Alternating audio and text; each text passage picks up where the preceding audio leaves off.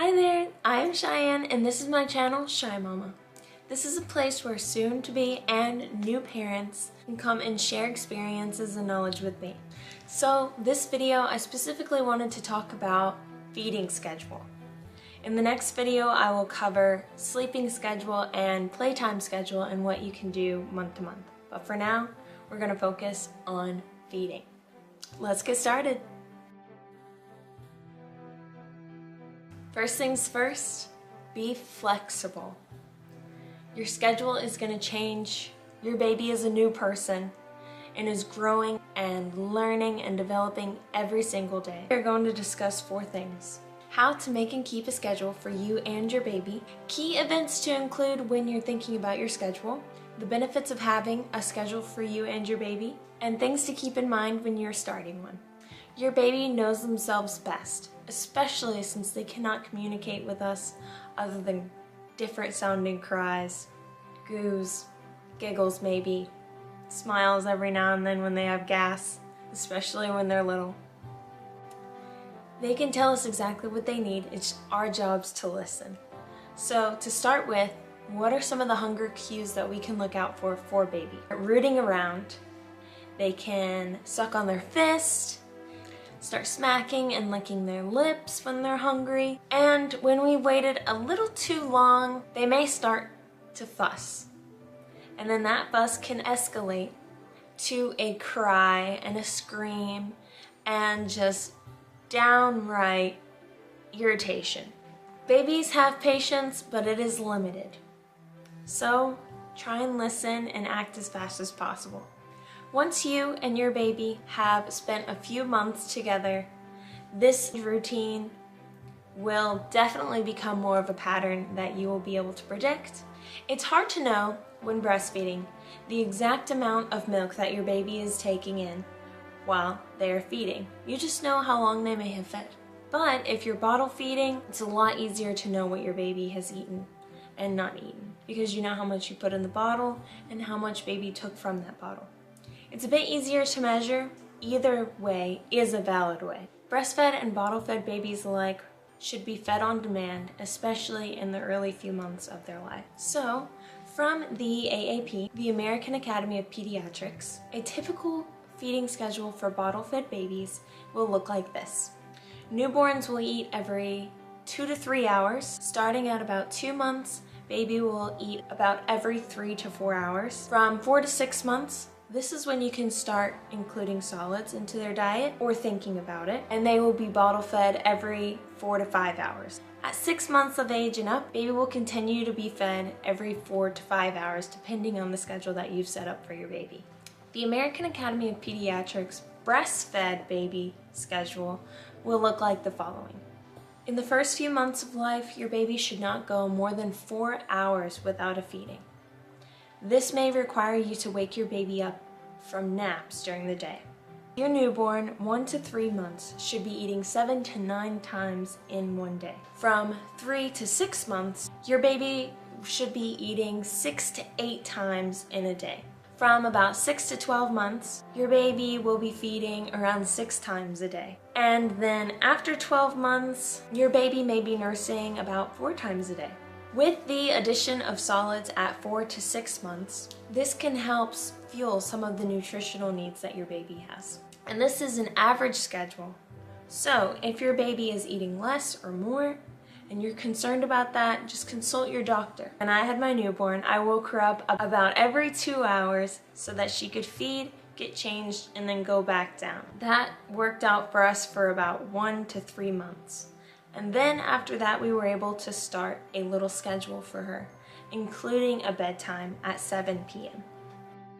How to start those solid foods for your baby. It is a frightening process, especially when baby is getting to know their own selves. They cough and gag and sometimes may even choke, which is a serious thing that you should be able to tell so that you can help your baby as quickly as possible. So if your baby is 4 to 6 months old, has really good head control, has been seeming very interested in what you've been eating lately, and possibly is reaching or has reached for your food and has possibly even pulled it out of your lap, or if she if your baby likes to do what my baby likes to do and get really close to your mouth and sniff, and then possibly even lick your face, you're on track. Before about 4 months of age, babies should not be given anything else to replace their milk. And to supplement, you should not do rice, oatmeal, any kind of thickening agent in your baby's bottle because it is a serious choking hazard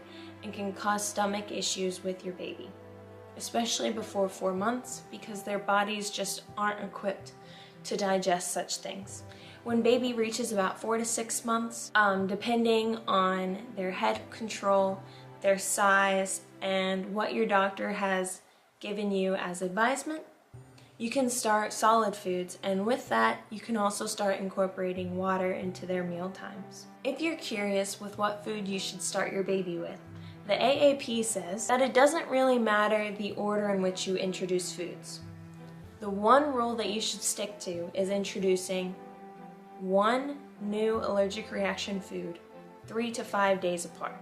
Just so that if your baby does have a delayed reaction to the food, you know exactly what they're reacting to. As your baby grows, their appetite grows, and their ability to chew and swallow grows.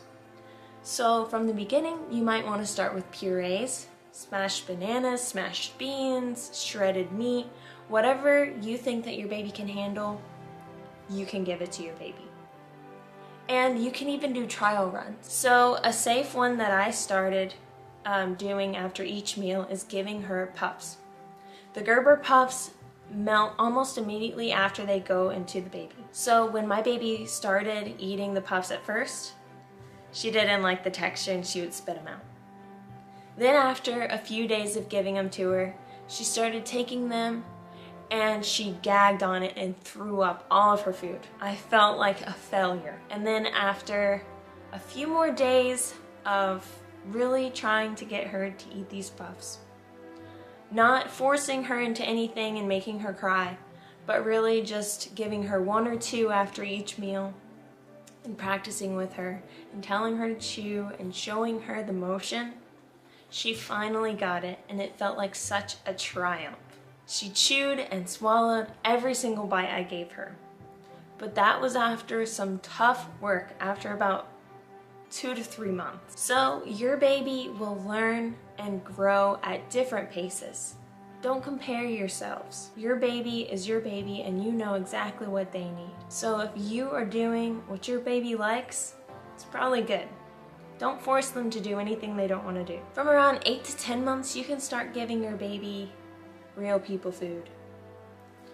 Which means basically that you don't have to mash up everything for them if your baby is ready for that, and you will know. So about 8 to 10 months, I started giving my baby pasta, shredded meats, quartered bananas instead of smashed, cooked apples, quartered grapes. Her favorites are grapes and bananas, so I give her those most often when she's asking for fruit. I also started giving her these yogurt melts. They crunch in her mouth and she loves it. And these teether crackers, because my baby is on her 6th tooth at 11 months. Yikes! Hard foods that you should avoid are nuts and popcorn.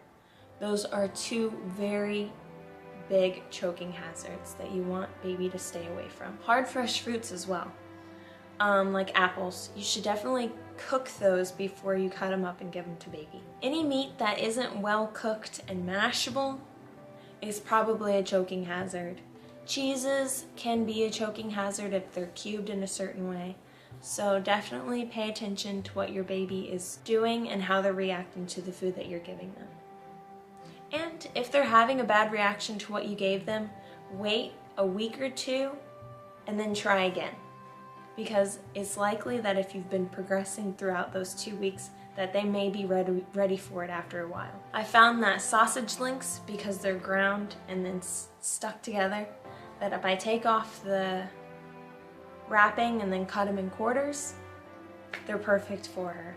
Shredded meats, bananas and grapes because they're her favorite. I give her a lot of beans, rice, pasta noodles, penne specifically, and I even get the penne noodles that are made out of beans to provide a little bit more protein. I also give her the Kodiak waffles. Those waffles, the consistency is quite crumbly, so it's easier for her to chew and swallow those as well. And I provide a water to go with it. I use the straw cups. And with her waffle, I either spread peanut butter or cream cheese or a almond milk yogurt on top, and she loves it. Another tip is don't give baby raw honey. It can cause infant botulism and it is very dangerous.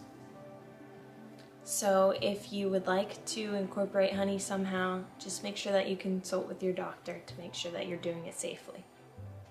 To continue, a solid food schedule may look like the following.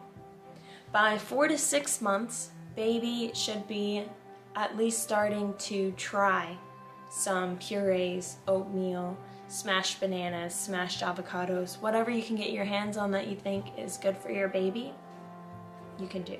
And then from 6 to 12 months, baby should be advancing to chewing and swallowing and spitting out when they don't like it, and coughing when they are gagging, or whatever the case may be. They are pretty self-sufficient when it comes to eating, closer to 12 months.